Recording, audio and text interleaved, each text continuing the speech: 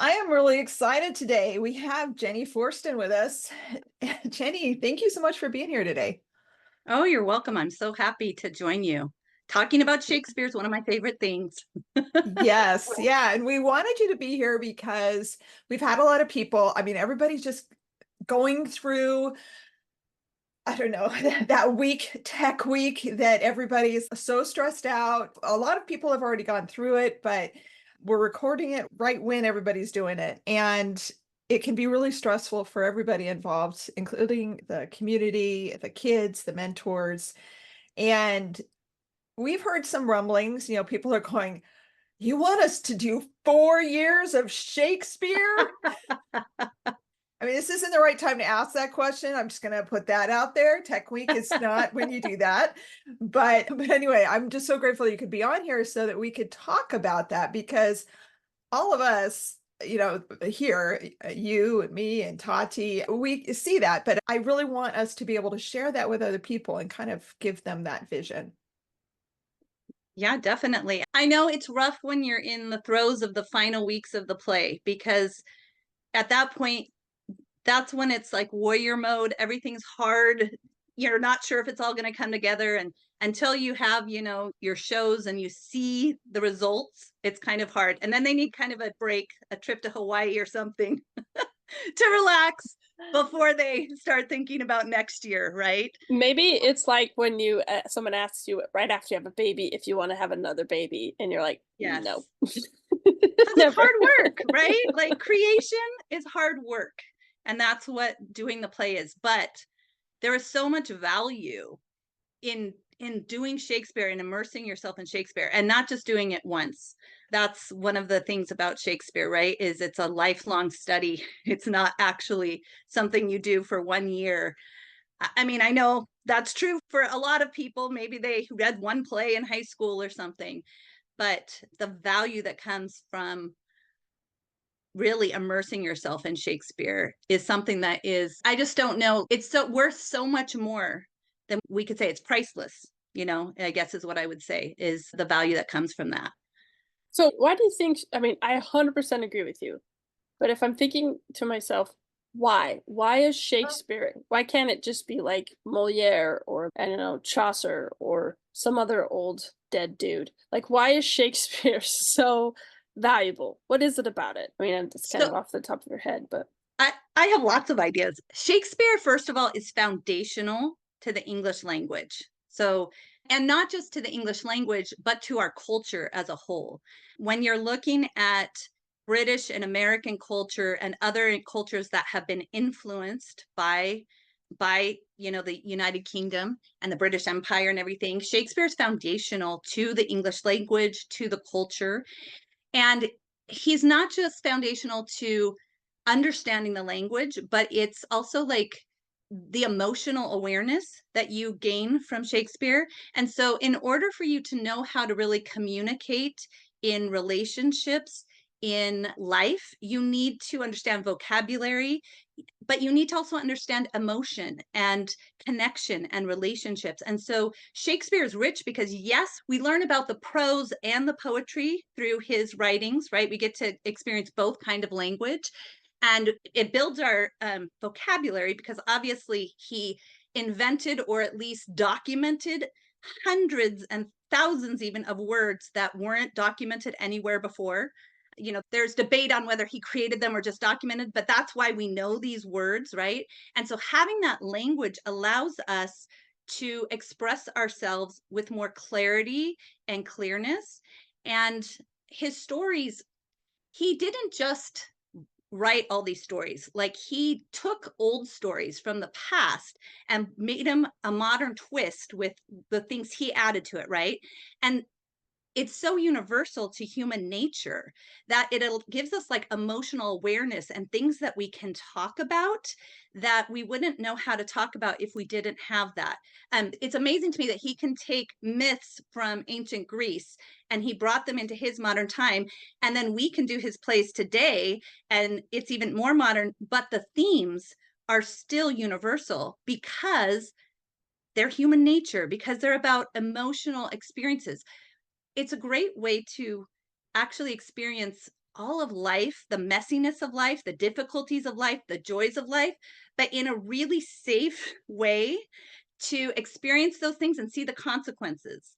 And so one of the things he talks about, I think it's in Hamlet, how it's like a mirror that we can look in. I think it helps people who study Shakespeare, they can see the best qualities of themselves in Shakespeare characters, and they can see the worst qualities that they have in Shakespeare characters. And it's much easier when you're seeing a character, right? And then you can look at yourself and say, oh, what are the consequences of those qualities? You know, because in his comedies, people often change for the better and become better. And they kind of correct some of their bad qualities. In the tragedies, on the other hand, you kind of see them descend. They like embrace their worst qualities and you see them descend.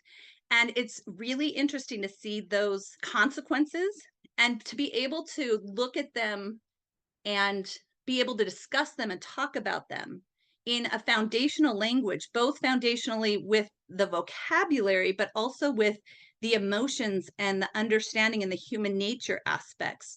It allows our students to really begin to look at themselves and apply these lessons from his plays into their own lives.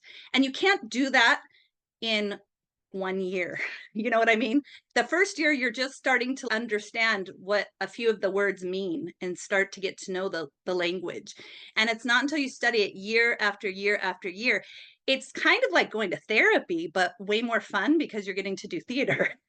But like really, you're learning all these, emotional resilience, I would say. And a lot of the lessons that you can learn through therapy, you can learn through Shakespeare's plays. And yes, you can find it in other plays as well, but Shakespeare is so prolific and so foundational to our English language that it's, I would say living in America and having the English language, why wouldn't we go to the foundation of the English language, right? To give us the language to talk about those difficult life experiences and learn from them.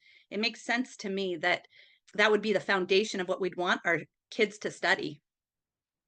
I really like how you mentioned about how as you mature through studying studying Shakespeare, you can kind of see yourself through the characters. And I distinctly remember I was always a tomboy, I still am really not the most feminine of women, and I'm okay with that. But I remember when I got the opportunity to play viola, it was a very liberating experience for me because here was a very powerful, persuasive, and eloquent woman who was playing the part of a man and thrived in the world where in this different disguise, right? And so what I realized is I don't have to be the Olivias of the world to really be successful and be who I am. And so I just remember it gave me a lot of permission to be like, I'm not gonna compare myself to the Olivias of the world because I'm Mhm. not. And give myself permission to be more like Viola, more, masculine. And I'm sure, in the end, she does go back and wear women's clothes, but she thrived in the men world and was able to do well. And I thought that was, as a young, let's see, 15-year-old kid, it was really like a good experience for me to just be okay with who I was and see that my femininity could be expressed in lots of different ways. And it didn't have to be in dresses. So I I, really I like how you said that.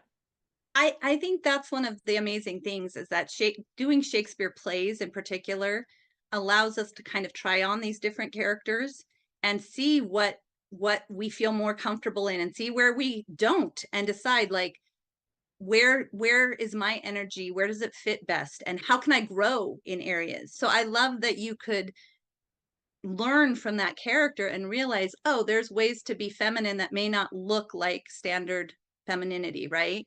Because her character is different. And yet she talks about the heart of a woman and what it means for a woman to love, right? I mean, Viola's speeches in Twelfth Night, some of them are incredible, right? Because they're discussing, again, the messiness, right? He says, no woman could love like a man, right? She's like, oh, let me tell you, I have a sister who loved a man, right? And she goes on to give this whole speech about what it means to be a woman and what it means to love like a woman. And so, even though you're right, even though she didn't look feminine, right, because she was dressed as a boy or a man in that character, but she was still extolling the heart of a woman. So I love that you could see that and see, oh, women can have different ways to express themselves and share that. I think that's powerful for kids to have that experience, to try on, those characters. Go ahead. Especially with the scholars, because those scholar ages, that's when they are really, they're trying to find themselves. And so having this ability, this opportunity to really try on these different characters. Shakespeare is so much more than just an acting class. Oh, yeah. And it's really, they're finding themselves in Shakespeare. Well, and okay, so with Shakespeare Conquest, we usually start around 12 or 13, right? It's middle school age, right? Middle school is often brutal. Kids don't really know themselves yet. They're trying to figure that out. And so having a place that they can actually see brutality through Shakespeare's plays and see the consequences of that, and where they can see what it's like when you take a different path, when you take the higher road and become a better person. I really think those first 2 years in Shakespeare Conquest, that's what they're trying to learn. They're really learning the good and the bad, and learning to choose between good and bad, because middle school is just really tough. It's a hard time. There's all the hormones. Their brains are like going through a whole different phase. And then they kind of are coming out of that when they're about 14 and they move into classical acting and they're becoming apprentice scholars. Now they're approaching Shakespeare from a totally different place, right? They're practice scholars for Shakespeare Conquest. They go into classical acting. They're now apprentice scholars. They can really apply scholarship to Shakespeare now. They now understand the language. They're knowing who they are a little bit more. Not completely, right? They're still finding out, but at around 14 or 15, most kids start to get a sense of, I have a place in this world. I can influence other people. I can influence the community around me. I might have a mission in life. Like, these are all things that don't come until they're in that 14, 15, 16-year-old age. And if you cut them short and you're like, well, you studied Shakespeare when you were 12, so you're done now. You don't need to. You're missing out on all these amazing experiences that Shakespeare actually gives them, the language, and it gives them a place to introduce that to others. It gives them, that's one of the things I love about classical acting. It gives them a place to actually practice leadership. They begin to mentor their peers. So they're learning about peer mentoring. They don't get that in Shakespeare Conquest. They're too young. They're not ready for it yet. And yet when you continue the study as they go into apprentice scholar and then move into self-directed scholar, that's powerful. And it cements a love of Shakespeare for them that will last their whole life long through. Like, it's amazing for me to see the kids who do 4 years. Some will even do 5, but at least 4, to see that even as they're older, that they still love Shakespeare, or they have inside jokes about Shakespeare, that they'll quote lines from the past, that they memorized maybe when they were 12 or 13, but it means something different to them. And they can see themselves in these characters in a new way, because now they're actually they're learning to become an adult, right? When they're 12 or 13 and you ask them these questions about what's better, love or friendship, I mean, what 12-year-old really understands love, right? But as they're moving into apprentice scholar and then self-directed, like, they're starting to date. They may start to fall in love. They may have these experiences that prepare them to be adults. And now they can actually discuss, like, some of the themes in Shakespeare: betrayal, revenge, forgiveness, divorce, mental illness, suicide. Like, these are heavy topics. What a better place to study them than through Shakespeare, which is very safe. You know what I mean? Because it's theater, because it's make believe, right? There's no worries about them kind of learning about these things, but to be mentored through it, and to be mentored through it repeatedly so they understand it at a deeper level. I can't tell you the compassion that can come out from students who have experienced this through the plays. And then when they experience it in real life, they actually are like, oh, we've talked about this before. I already have some ideas of how I will deal with this. Sometimes they're even dealing with it in the time. I mean, we had a suicide in our Commonwealth, and we were studying Hamlet. Let me tell you, that was powerful to be able to talk with those kids and to have our Shakespeare students and our classical acting students come together to mourn as a community, and yet to use this play as a way to talk about it, because that theme was already there, you know? It already gave us a way to have that discussion. So kind of what I hear you saying is that there's so much more to life than academics. And if we can give our children the opportunity to experience all these intense facets of what it means to be human in basically a simulation or a story while they're young and developing, then we do them a great service as they enter adulthood, because they will have already experienced so many of these things in a healthy environment where they've had the opportunity with the mentor and peers to think about things objectively, and you know, and to discuss things and to lay a foundation.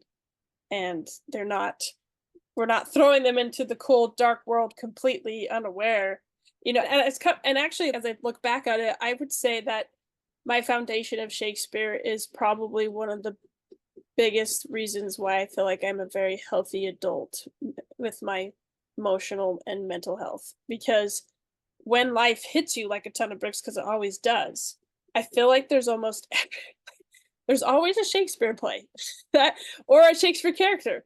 You know, I've shared it before. I don't know if I've shared it on this podcast or in a webinar, but when I hit really dark period of my life, and when I was a young adult going through some pretty hard things, I remember reciting Macbeth's lines, that famous thing where he says, tomorrow and tomorrow and tomorrow and tomorrow creeps at this petty pace till the last recorded syllable of time, and all our todays and yesterdays are played upon the stage by some poor fool. And I remember that line, and it hit me so hard. Oh my gosh, Shakespeare, or at least someone, knew exactly how I feel. That's how depression really feels. It feels like every day you have to wake up, but it's another tomorrow.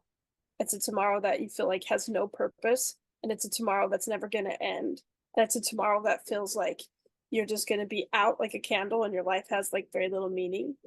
I remember reading that line, or like reciting that line of Shakespeare and being like, wait, I've also read all of Shakespeare's other works, and I know that this is not just a tomorrow. There's so much more to life. And even though this is how I feel right now, even though this is how Macbeth feels, this isn't the end of everything. There's so much more to life. I just really feel like having that foundation gave me perspective on the reality of human experience, that this was a phase I was going through and it wasn't going to last my whole entire life. Yeah, it gave you two really important things. One, it gave you a vocabulary to maybe think about and discuss what you were feeling in the moment, to understand depression.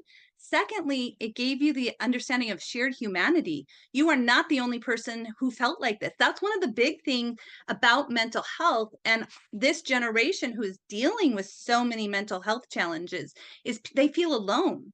Nobody else has ever experienced this before. Oh my gosh, the fact that you can say, wait a minute, this was in a Shakespeare play. Somebody else has felt this. And then I know these other Shakespeare plays, and I know that people have survived this because there's been other characters in other, right? Like, shared humanity is a really important part to realize this is just part of life. Hard times happen, dark times happen, and the light is going to come, right? There will be light, because that's the thing. Feelings aren't forever. They're going to change. And we see that so beautifully through Shakespeare. Like, you see people going, these characters that go from being ecstatic to being heartbroken to being, getting married and being joyful. You see like all these emotions. And so that shared humanity and that language to be able to think about it and talk about it is powerful. I really love how you talked about it though, because you said it's a journey that takes maturity. Because I would agree with you. Looking back, the first play we did was The Tempest. And I just remember being like, I don't know, maybe the first play we shouldn't have done The Tempest. I don't know why my mom picked that, but I just remember being like, the year we studied it, it was just exhausting. It was boring. It was totally over my head. I was stupid. But then we did the play and it was so fun and silly. I remember like we were supposed to be drunk, so we drank a ton of soda, like a ton of 7 Up, or I don't even know. We had a huge case in the back. We were drinking as much as we could so we could like belch or like on stage loud enough so everyone could hear it. And I just remember like those little things made it so much fun. So then the next year I was like, this was fun, even though it was silly and I didn't understand almost any of it, but it was really fun. And I had a lot of fun with my peers doing it. And so I think having that perspective of, I did not develop a love for Shakespeare year one. There's no way I did. He was still stupid. I don't think that love of Shakespeare came until, I would have to say, I was directing Taming of the Shrew. And there's that line where Kate at the very end is like, Fie, unknit thy threatening, unkind brow, and dart not scornful glances to wound thy lord. And I remember that line after, because when you're directing it, like you're trying to tell the story, so you're trying to connect all the scenes together. You have this big picture. You're trying to understand each character so you can like really help the kids pull out the character traits of each one of the characters. And I remember sitting there and I was like, oh my gosh, this is the most beautiful story of redemption there is. Here's someone whose character was so rigid and painful that it was preventing her from being able to be loved, to receive love, and to love. And here comes along this man who, with his rigidness and defiance, helps her become this beautiful, lovable, amazing woman. And I just remember having so much respect for the characters and the story and everything. And but I was like, I was old, 17 probably. Yeah, but 17's not that old, to be I know, able but to like get that and feel that redemption. That's incredible. But that's 5 years of Shakespeare. Yeah, well, exactly, right? Exactly. That's the thing is okay, so you made a point that it's not just about academics, although Shakespeare does prepare you academically too. So that's the thing is it prepares you both academically. I'll tell you, my kids when they have been in college, they're like, oh, Shakespeare made it easy. Can I just write a paper about Shakespeare? That would be easy. And their classmates are like, oh, shit, a paper about Shakespeare? Oh my gosh, this is so hard. Because they don't understand the language. They don't understand the story. They don't understand the human nature. So it prepares you both academically, but it also prepares your heart and soul in a human connection way. It gives you the language to like really understand relationships. That's something we don't often teach in school, right? Occasionally there's classes. I put together classes. I know a few other people have put together classes that teach some of those like emotional traits and strengths and things that you need, but that's not standard in school, right? And yet we have a lot of people who need those things, like everybody does, quite frankly. So the fact that through 4 or 5 years of studying Shakespeare, that you made that connection from the first year of, this is stupid, I don't even understand this, to, oh my goodness, look at the story of redemption. That is powerful. And that's the thing, is it's not just you, Tati, who's experienced that. I've seen it in my children. I've seen it in hundreds of students that I've taught and mentored. I've seen it in adults, like other people who I've mentored with, who started the year saying, why are we studying Shakespeare? This is kind of dumb. He has some bad stuff in his plays. Like, why would I want my kids to even learn this? And I'm like, come on this journey with me and then see how you feel, by the end of the year. And by the end of the year, they're like, Shakespeare. I mean, that's an adult, right? They can make the transition a little bit quicker sometimes than kids can, but It's really, I mean, Shakespeare has so much of the deep stuff, but I know for me as a mom of 5 boys, one of the things that I was really afraid of when I started homeschooling was that I wasn't going to give my kids the opportunity to learn how to flirt. Shakespeare. Shakespeare. Angela Creel taught my kids how to flirt through Shakespeare. She also tried to teach them how to burp. That one didn't work very well, but she did teach them how to flirt. And I was just like, yeah, Shakespeare, I just never expected that.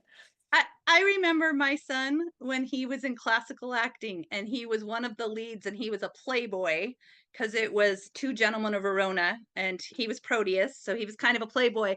And let me tell you, he had his arm around a girl every practice, and I'm like, what's going on? I'm just getting into character, Mom. I was just like, oh my goodness, is this the same kid, Because it does. It gives them an opportunity to learn how to interact with each other and, yeah, learn how to flirt, because guess what? There's all those lovers in Shakespeare. But it's also a safe place to learn it, right? Because they're learning it in a way that you're doing it for the play, right?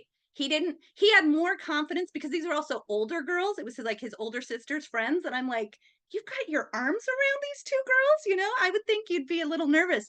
But because he was in his character, it's not me, right? I'm being Proteus. And that gives you confidence. I saw a huge change with my son. His very first year in Shakespeare, we were doing The Tempest. He was Stephano, so he was one of the drunken soldier guys, not soldiers, but sailors, one of the drunken sailor guys, right? He comes on. I have to tell you, so he started the year, he has dyslexia, he has speech issues, he has issues as a 12-year-old, learning difficulties. He started writing one sentence at the beginning of the year, and then I mentored him through the writing process. And by the end, he could write a 5-page, discussing about the play that we'd read. There was such growth in him. And then when we did the play, I saw the same type of growth, because he had to learn to speak clearly with his Shakespeare lines. And then he had to learn how to slur them just enough that people would think he was drunk, but could still understand them in Shakespeare language, right? Shakespearean language. So he put so much time and effort into that role, practicing over and over and over again. By the end, I swear, I thought his head was going to explode. It was so big because he had so much confidence. He was so proud of himself. And he felt that way because he had experienced the growth, right? And that was just his first year. And then the growth he experienced his second year. And then as he went into classical acting and did 2 years of classical acting, the growth that he experienced. He had a really hard time actually playing Proteus. We were going through a really hard time in our family.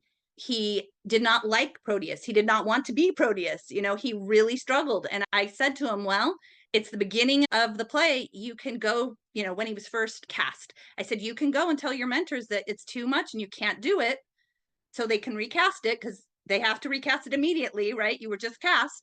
Or you can, dig in and be mentored through the process, even though it's really difficult for you. And he chose to dig in, and it was hard. And he came home and cried a lot of times because it was a really difficult role for him because of what was going on in our family life at the time. It was really difficult for him. It unleashed a lot of feelings in him, but he chose to, go with it. And so to see that growth that happened over those years, and then to see my kids, as an adult now, he loves Shakespeare. He wants to go see Shakespeare. We discuss about Shakespeare. And that's all of my kids. My daughter just called me this week and said, are you going to see Macbeth? It's showing in the theater for one night. Okay, I'm going to call you after the play and we're going to discuss it. Okay, Mom, what did you think? How was Ralph Fiennes? Did you like him as Macbeth? We're having this discussion this week. That was me and my 24-year-old daughter. So, I don't know. It awakens, I think, something very deep inside of them when they study Shakespeare for multiple years. And Shakespeare isn't just that one class I took once, but it becomes written on their hearts, and they connect with the characters, and they still want to discuss them, and they want to, they're looking at them and talking about the choices that they made. It's just super powerful to see the growth happen as when they're a student, and then to see the growth that happens as they choose it and love it for themselves as an adult. That's pretty powerful to see, because my kids never had to read Shakespeare again if they didn't want to, right? After they were done with the class, they could have refused to ever. No, they're like, let's go see the play. Hey, we're going to the Shakespeare Festival this summer, right? We're going to take our family vacation. We can't miss it, Mom.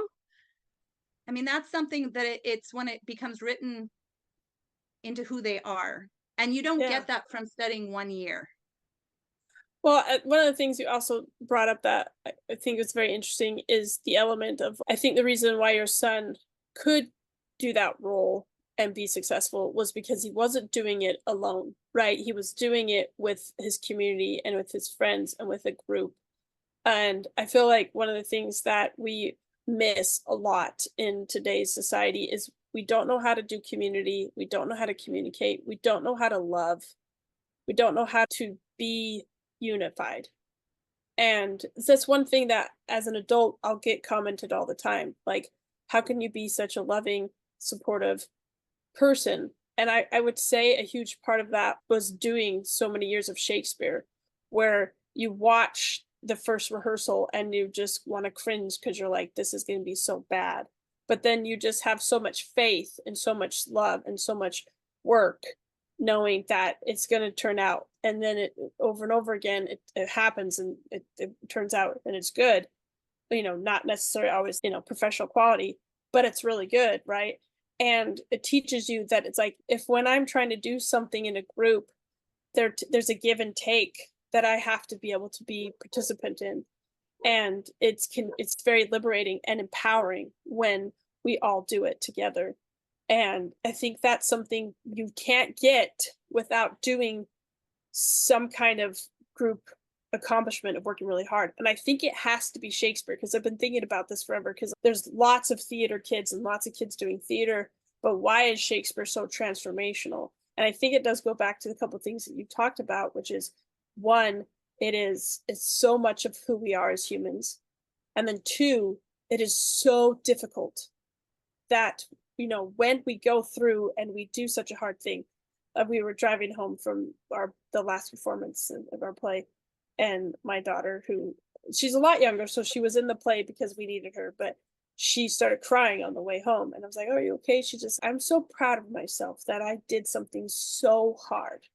I memorized Shakespeare lines. I got in front of a bunch of people. I said the Shakespeare lines in my character. I'm so proud of myself. So I feel like it's not just, you can't just study Shakespeare. It's like this big group that we do together as a community where the growth is really allowed to happen. And I think the love that I feel like almost like anyone, I would say any graduate from Shakespeare, 99% of them love Shakespeare to this day, I would say. But I think a big part of that is it comes from that nostalgic feeling of accomplishing something as a unit with other people. Yeah, so one of the things I promise my first year Shakespeare students is, because a lot of times you'll have kids who are like, I'm not going to be in the play, or you have even sometimes parents saying, well, they can't memorize Shakespeare, that's too hard. And I'm like, I guarantee you, I don't care what learning disability they have, I don't, they'll be able to memorize some amount of Shakespeare and be on stage if they want to.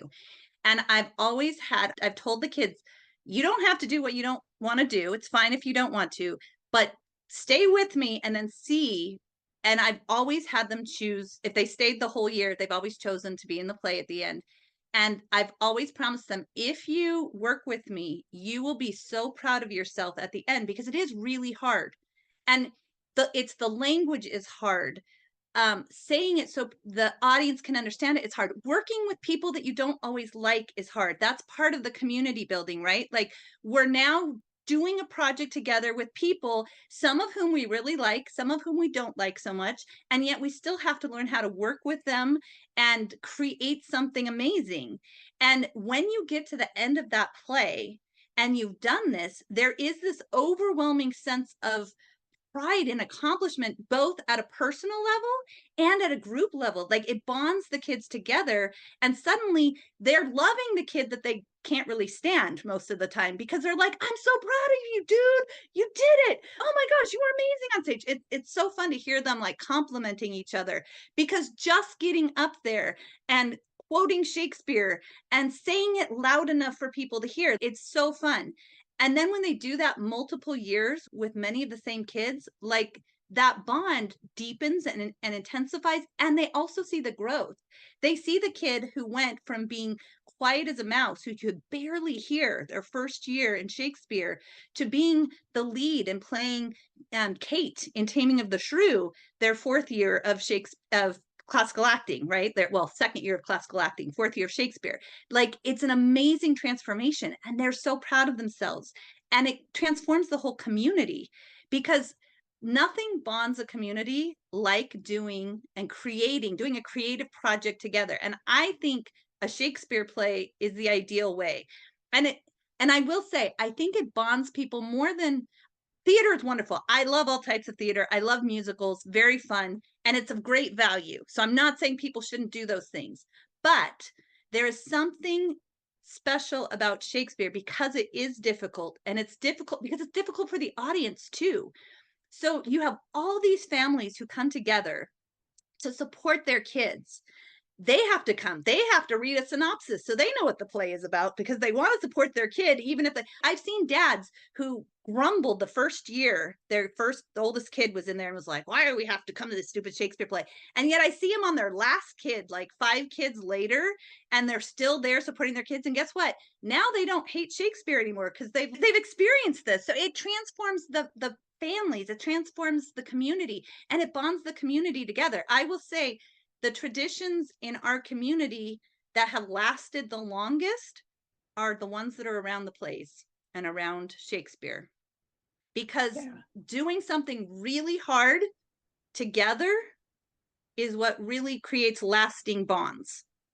And doing just fun stuff together doesn't create the same bonds. It's fun to do fun stuff together, but doing hard stuff together and having fun while doing it, like, that's what creates those lasting bonds. And I see these kids who are still friends years later, or still excited years later because they're proud of this person, even if they're not besties, you know, they're like, oh yeah, it was cool to see them do this. It was cool to see their growth.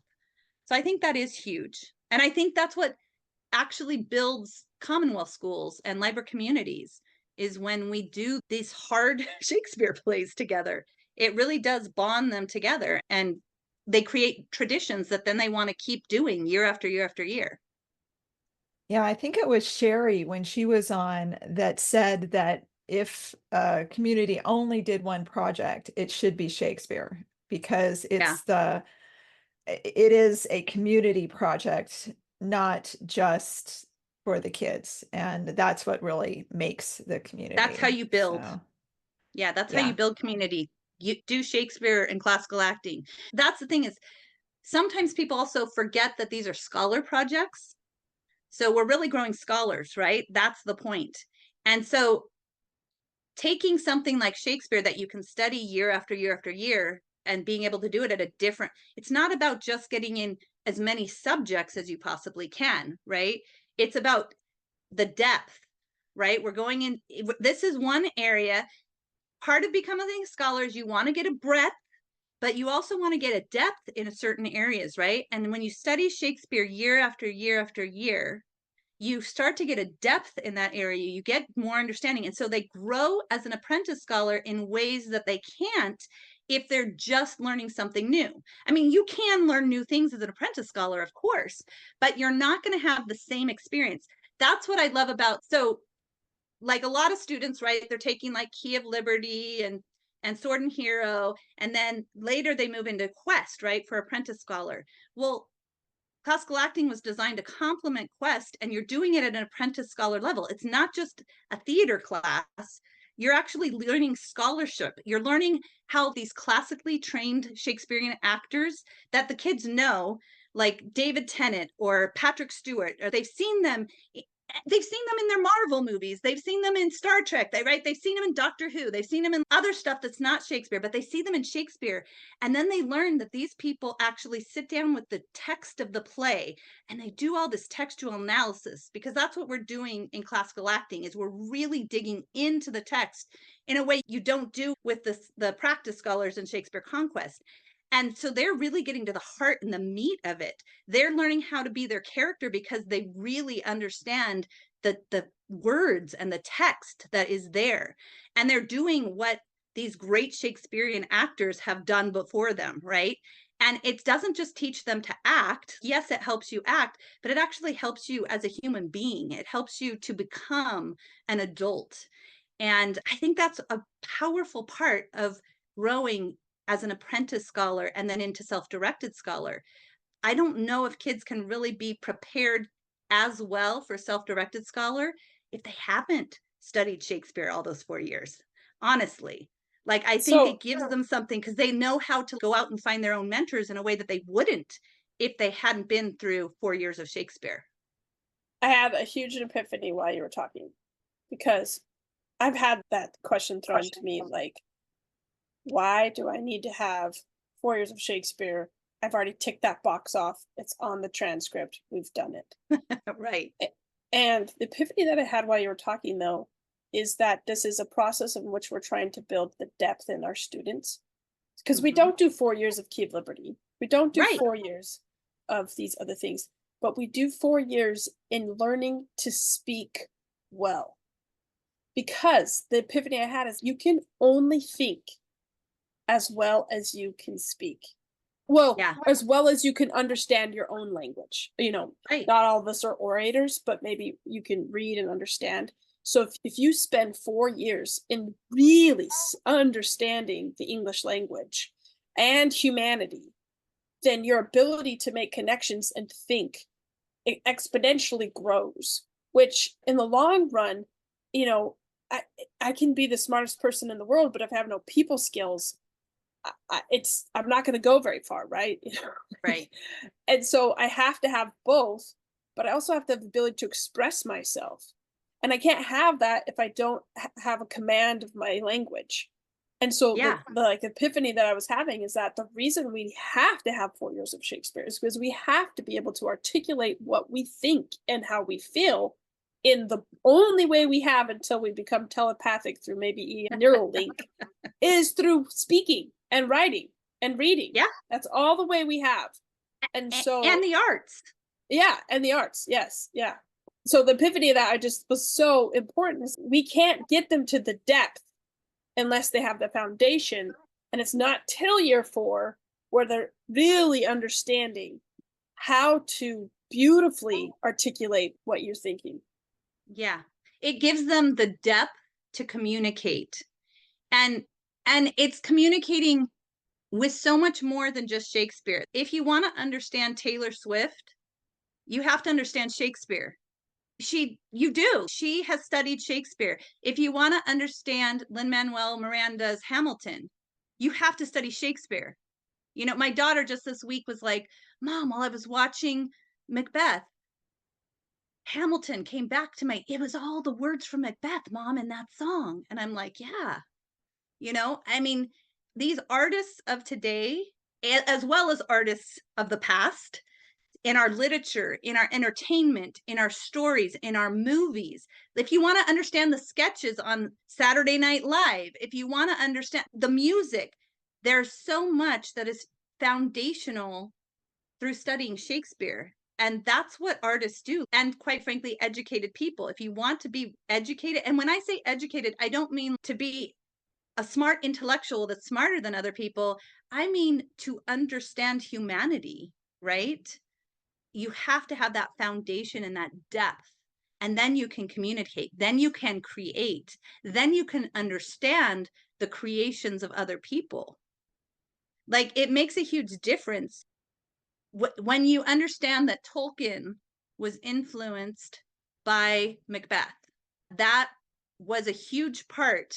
Suddenly, Lord of the Rings, you see it different because you understand the Shakespearean influence there. Like, these things are important, and it connects us. It's part of the great conversation that connects all the different generations and all the past ages. That's why I love that Shakespeare took like ancient Greek myths and brought them into his modern time. And guess what? We're still talking about those stories. We're still talking about those stories. We talk about Greek tragedies. We study those too. But that was in Greece. So it was in Greek. It's not foundational to the English language. It is foundational to our culture, but Shakespeare is what's foundational to like our English language.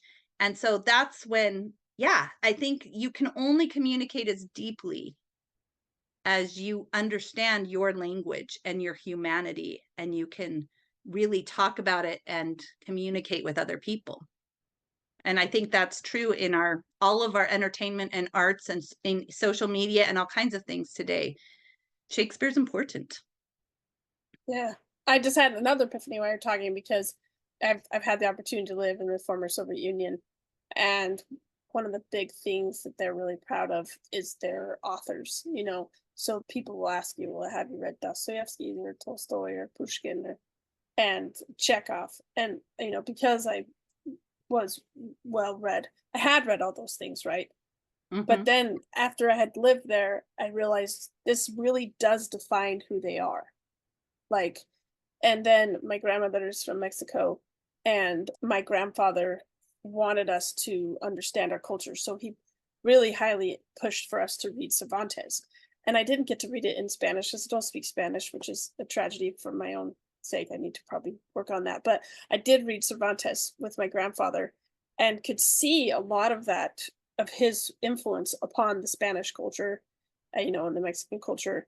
And so we don't realize these fundamental playwrights and, you know, authors and wordsmiths, how much of an impact they do actually have on how we think and how we live in the world where we live in today. And so I think it is very liberating when you start to become a scholar of Shakespeare, to start seeing it everywhere around you. It's like, oh wow, yeah, Yeah. that's there and that's there. And then it opens your mind up to the greater culture around you and become a participant, not just a, you know, someone on the wayside. So I think that's, you know, such a powerful truth. It's so valuable to give to your children. I want to say another thing that came to my mind about how, about, because you said the art or the beauty. I can't remember what you said.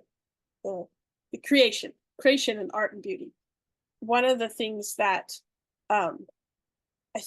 because it is so beautiful, like when you have Shakespeare and you work really hard to say it well, it is one of the most beautiful things you can. It's beautiful. And I remember I had the opportunity to be in the play this year, which is, I don't recommend if you can avoid it, because it's way more stress, another layer of stress to be in the play, direct the play. It's not something that is wise. We'll just call you Branagh. Branagh likes to do that. That's true. He does. I'm not Kenneth Branagh, though. Nowhere near.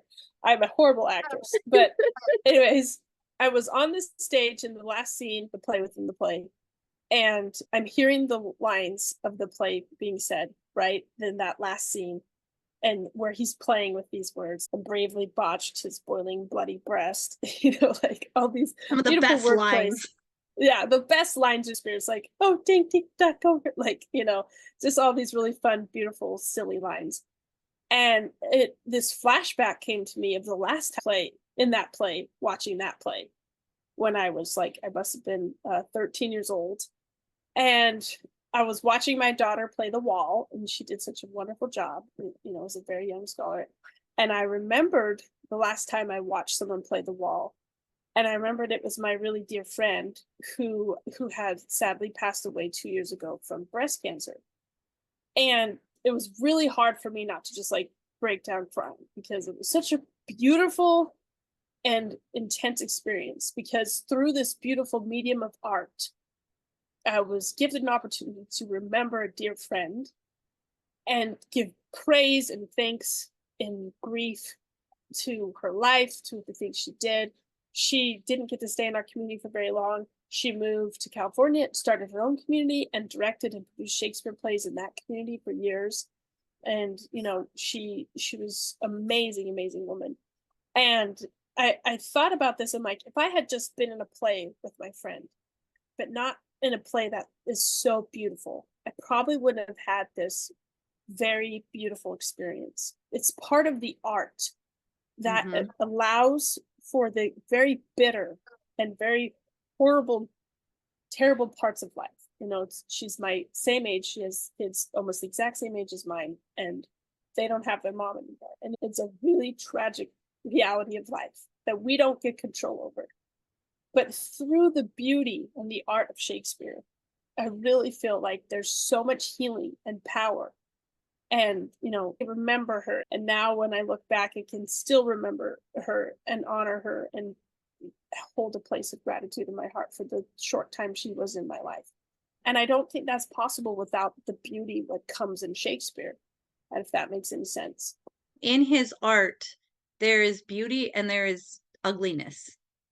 And those combined make something truly memorable that touch our hearts and connect us with other people. And quite frankly, connect the generations.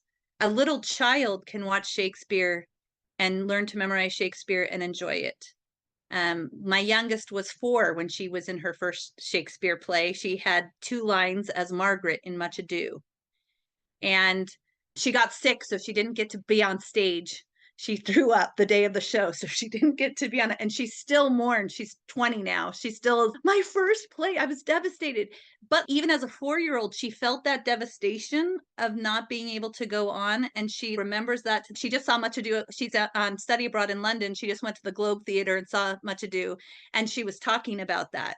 So I think it does, like, it connects those feelings through the artistry, through the beautiful language, through the beautiful parts and the ugly parts, right, of Shakespeare that connect, because that's humanity. Isn't that life? Life is made up of beautiful, amazing, sparkling moments, and it's made up of really ugly, nasty moments too. And that is part of life and that connection. So I love that you felt connected to your friend and could feel the devastation of missing her, and yet the joy of being in this play, right? The fact that my daughter can remember what it felt like as a 4-year-old devastated to not get to say her 2 lines of Shakespeare that she memorized, and yet to be loving, right? And this is a play that she's watched over and over again. She said to me, Mom, Much Ado is my childhood. Much Ado and Henry V, those are my childhood, Mom. We watched those ones over and over and over, you know, and there's such beauty and such devastation in those 2 plays and most of Shakespeare's plays. And yet the silly language that's in them, I mean, my oldest daughter, when she was 4, she snuck out of bed one night because she heard me laughing, and I was watching 12th Night, and she came and sat on my lap and started giggling at the man in the yellow stockings. And even as a 4-year-old, she got that it was funny, and they were saying all these funny words and these funny language, and they were making fun of each other, or hearing Dogberry speak, right, and all the funny things he says. Like, little children can appreciate Shakespeare just like adults can, and they can feel something. Like, that's what's amazing, I think, is Shakespeare evokes feeling in us at all ages. But it requires work too, because if you don't understand his language, you do sit there and say, this is boring, I don't understand it, I don't get it. And I know adults who say that too. So I still say that. I when I was memorizing my lines, I was like, oh my gosh, this makes no sense. Why am I saying this? And it's so hard. It's so hard. I was like, man, this is way harder than it was when I was 12. I swear my brain is for dying. sure. 12-year-old brains are much better at that. But yeah, it is hard. It takes work. I remember cutting a play, and then the kids are up on stage. I left a part in, and they're up on stage in the rehearsing, and suddenly it comes to me and my co-mentor what some of the lines meant, that I'm like, I should have cut those out. Oh, okay, wait, quit. Everybody take. Was it in Much Ado? Oh my gosh, don't. there's a line in Much Ado which most people leave in. And then I did that exact same thing, and I was like, whoa, that is not a good line. I'm like, really sorry. I had a 13-year-old say that. Line, we're not going to say this one in the. It's just so funny, because sometimes when you're reading it, you don't always understand it, right? And it takes a little while before you figure it out. And thankfully, you can still cut lines even after you cut the script. You just use a pencil, right? And yeah, so like, it takes work.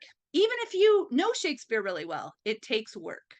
And I think that's part of the beauty of it. It just like life takes work. It takes work to find the sparkling happy moments of life, and it takes work to get through the hard nasty moments of life. And I think that studying Shakespeare and putting on plays together and working with people, because a play is full of sparkling moments and nasty moments too, right? I mean, Tech Week is pretty horrible, let's be honest. Tech Week, you're just like, oh my gosh. But then at the end, after the play, you're like, oh my gosh, that's amazing, right? Talk about feeling different feelings. You get them all during Tech Week. Anger, anger, joy, laughter. So I love that you can connect that, and that those feelings are still like with you as you reflect on how many times have I seen this play or watched this play or heard these lines. That's powerful. Yeah, and I think honestly, as you've been talking, what I've realized is that if I could give my children a gift that will have their entire lives, I really think the best gift I could give them would be 4 years of Shakespeare. Because even like my sister just went and saw the play, my little sister. She gets on our little family Marco Polo group afterwards. She's, guys, let's do a play. And I was just like, do you have any idea how much work I've just spent for the last 7 weeks trying to do this play? No, I'm not going to do a play with just all my siblings and throw our lives together. I couldn't even memorize like 20 lines. I'm not going to memorize anymore. But, she gets on there mostly to say, remember how much fun it was and how much we grew and how much joy we have. And I think about, talking with all my siblings. I think honestly, that's the biggest gift that my parents gave us was Shakespeare. We all love it. We all will go and watch it together. Like just you said, Jenny, with your family culture, it's something that we will always have. It's something we're passing on to the children. As to this date, all of my mom's grandchildren have been in a play that are old enough to be in one. And, it's something that we will have that unifies us, for the rest of our lives. It's one of the best gifts you could give them. So, and I was pretty burnt out after this last play, but I'm really excited to continue to give the gift of Shakespeare to my children, as painfully hard and as horribly difficult as it is. It's worth it. It's definitely worth it. Well, Jenny, as we were wrapping this up, because we're pretty much out of time, you have done something amazing, and it's a gift to all of us. Can you tell us a little bit about what you've been doing with the classical acting manuals? Oh, I'm super excited. So classical acting, I feel bad because people don't know how amazing classical acting is. We've been doing it for over 20 years. So it's not that it's like a new project, but we didn't have a full-length training for it for a long time. And so people didn't know that it was this fully functioning project that continued after 2 years of Shakespeare Conquest. You could go into 2 more years of classical acting and do it as an apprentice scholar project to really help them grow to because this is where you really get to start being a scholar, right? Where you're really digging deep into textual analysis and writing papers and learning about archetypes and things that we don't do, right, in Shakespeare Conquest. So a few years ago, I created it into a full-length training because we were trying to do it in just a few hours before, and it just wasn't enough to give people like the real vision of it. So we've been doing the full-length training for a few years now, and I just did a complete revision and expansion of, so we're getting triple the content. If you've been trained in classical acting in the last couple of years, you will want to buy the new manual and the new student manual because they've been completely overhauled. There's triple or more than triple the content that was in it before. It includes everything students need for 2 years of classical acting, for the students as well. And it talks a lot about like peer mentoring and leadership opportunities as well. So it has all the like assignments and stuff that we need to do, but it also talks about helping them grow as a leader. It talks about the vision with classical acting. When we do Shakespeare Conquest, when we put on the play, it's a different thing than when we do classical acting, because in classical acting, we are actually giving the students multiple opportunities to perform.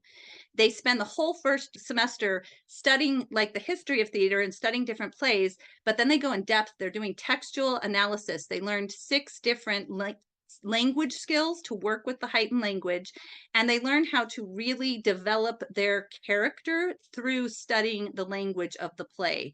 It's pretty amazing because they come out of it like their acting just grows by leaps and bounds. And they put together a process drama where they take a Shakespearean tragedy and they rewrite it, and it's a 15-minute play that they rewrite in their own modern interpretation, and it's done by the scholars. So they're getting to lead out, show their leadership, and peer mentor each other. And the adult mentors are there to help lead the leaders of because it's usually the second years, right, who are actually the ones being the director and the writer and the producer, those big roles. And then we move into the traveling troupe. They also have to audition. In Shakespeare Conquest, their auditions are kind of like, well, you can do whatever, it's not really, the auditions usually aren't very good, I'll be honest, most of the time in Shakespeare Conquest, because the kids don't really know how to act. But since these kids have been studying acting and they're studying how to do all these textual analysis skills, they actually have to prepare a full-fledged audition. They have to have a monologue, they have to have costumes, blocking, they have to have done all the work to perform, and they perform pretty much by themselves.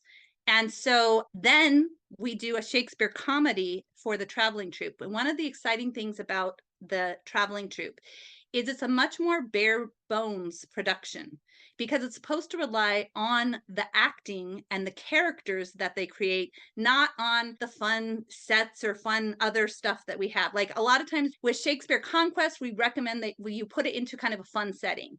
So like Tati was talking about, they did hillbillies, or I did a play with my students where it was all Nintendo video game characters. You put it in pirates, or you put it in the 1950s or whatever, right? Because these are universal stories, you can put them in any setting. In classical acting, we actually have them do it in period dress. So it's all on them to be able to actually get, this is where the language study really becomes important. They have to be able to get the message across to the audience. And we have them traveling to people who don't know Shakespeare.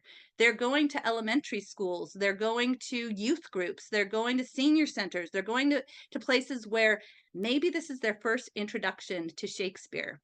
And so their acting has to be top notch to get that message across. And when you have classically trained actors who have really dug into the language, remember we were talking about how the language is foundational and it gives us the vocabulary to communicate these ideas and these deep themes, right, from human nature that we're talking about. When the actors have done that, they really understand the language. They can then communicate it through their acting to little kids in elementary school who've never seen a Shakespeare play before, to youth groups of teenagers who maybe have only read one play in high school, to senior centers. And they have to up their acting because they have to make it funny and interesting and to appeal to people who haven't done the work, right? We talked about how you have to do the work to understand Shakespeare. Well, in this case, with the classical actors, they have to do all the work for their audiences because their audiences are brand new. And we cut it down so it's more like a 45-minute to an hour play. And this is like what professional actors actually do. They travel around, they have a traveling troupe that goes around and does this. And they're doing it, they're leading out in their community, and they're seeing how they can make a difference in their community. And after they finish that, they then do a film project where they're creating, again, a film based on something that's important to them, and they do it very quickly. And then we encourage them to help with the Shakespeare Conquest play. So we want them to be thinking about, how can I give back to the community? How can I influence the younger scholars? They can go volunteer to say, I'd like to help with acting coaching, doing choreography, helping with hair and makeup, working on props, being a stage manager. There's so many different things that they can go serve the younger scholars and encourage them and let them know that they're valued. Again, in a lot of schools, kids only want to interact with kids that are exactly the same age as them, right? And part of what we're trying to do is teach them those human skills of working with people who are different ages and how we can serve and love people who are younger. And so it's really powerful because I think it's in classical acting that they begin to actually practice all the leadership skills we're talking about, right, with the kids. And we talk about being a leader in Key of Liberty. We talk about being a leader in Shakespeare Conquest, but they don't really get to start applying that until they're their apprentice scholar. And in classical acting, they get that opportunity both with their classmates doing peer mentoring as they get leadership roles in all these different areas. They get to do it with the younger kids, and they get to do it in the community at large. So it really helps them grow and expand. And they see themselves, I can influence my wider community.